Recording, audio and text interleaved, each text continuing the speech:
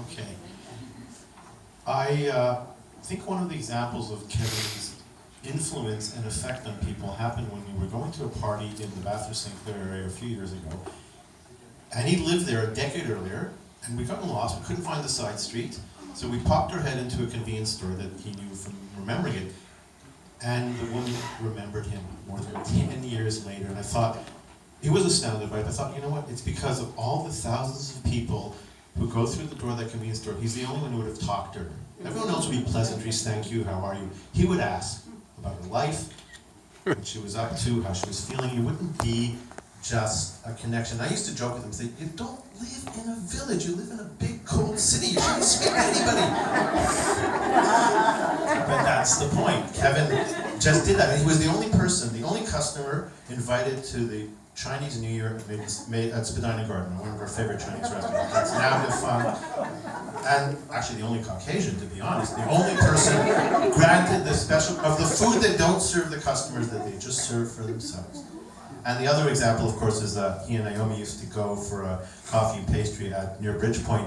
And at one point the employee, if I got the story right, said, I want to pay for Kevin today. He doesn't just go through life. You can't forget him. You've heard all these stories. In my case, it's any number of things. I mean, sometimes it was like a movie. We'd have these bickering arguments, and it would remind them of Diner, one of our favorite comedies, and the scenes with the characters played by Paul Reiser and Daniel Stern. And he used to say to me, I'm the one who doesn't chew your food. And I always remind me, I don't chew my food. If you've seen the film, that rapport was there. He also reminded, he said some of the sideways was us too, or at least I was Paul Giamatti's character. But it was just so many things about Kevin. And just as an example, we had a memorial for Kevin at the Diana Franklin Co-op, where he's lived for almost a decade. Well turned out. And they're going to name the media center after him, that they're now preparing. And because he didn't...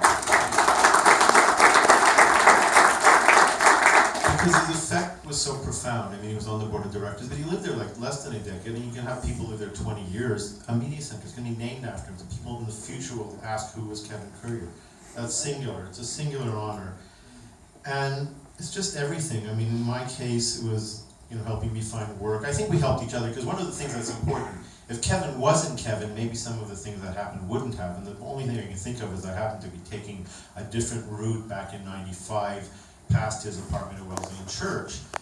And I knew Kevin, of course, from screeners. In fact, I borrowed, I remember I didn't have an episode of Twin Peaks. I felt comfortable enough asking him to lend me his video of that. So that's the technical 90s connection. But 95 was, I think, the year we became good friends. And it wasn't exactly what I expected. Basically, I walked by, asked how you are, and most people say you're fine. He was having a lot of trouble. He was about to lose his apartment, and he didn't have any work. And I happened to be able to give him work. I had a friend who assigned me to do some work, and she needed other writers. And I also needed someone to cover the film festival, because Box Office Magazine that I had covered for the year before wanted more coverage. So I gave him the job. And he used to say that saved his life. I won't go that far. But the point is, if Kevin wasn't someone who told you what was going on in his life, I wouldn't have known to help him. And I think that's important. He didn't do it disingenuously. He just told you what was going on, because that's how he was, and I was glad to help, and we helped each other. He lives in Diana Franklin because I got him in, but he got me into a place before. I teach, I've inherited, sadly enough, his teaching at the Protestant Jewish Community Center, but they thought so highly of him. And he wanted me to do it because he wanted someone to take over.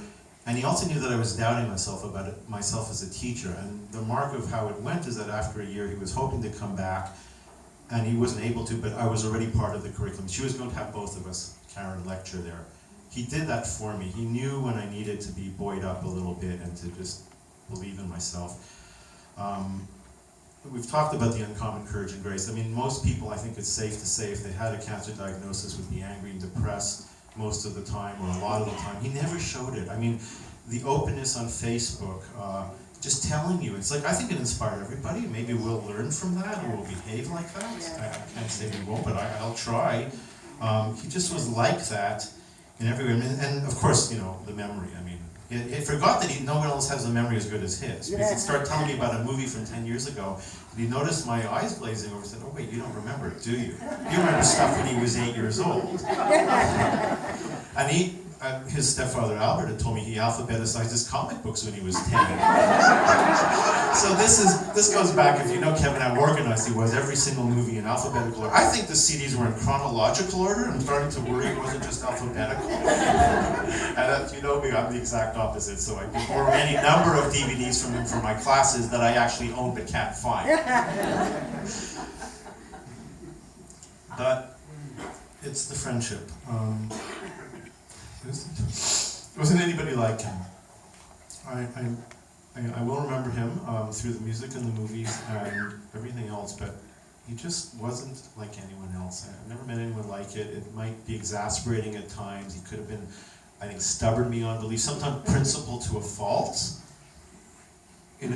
But you know what, principle? Never, ever did he sell himself out. Never, ever did he do what he didn't believe in. He had two certain jobs he might not have wanted to, but the integrity of this man was extraordinary. We all have, maybe, I hope we all have some of that, but to the degree he did, and you just can't not be affected. I knew he cared about you, I knew he wanted to help you, he influenced us all so much. I can only say I loved him, I'll miss him, I'll never forget him.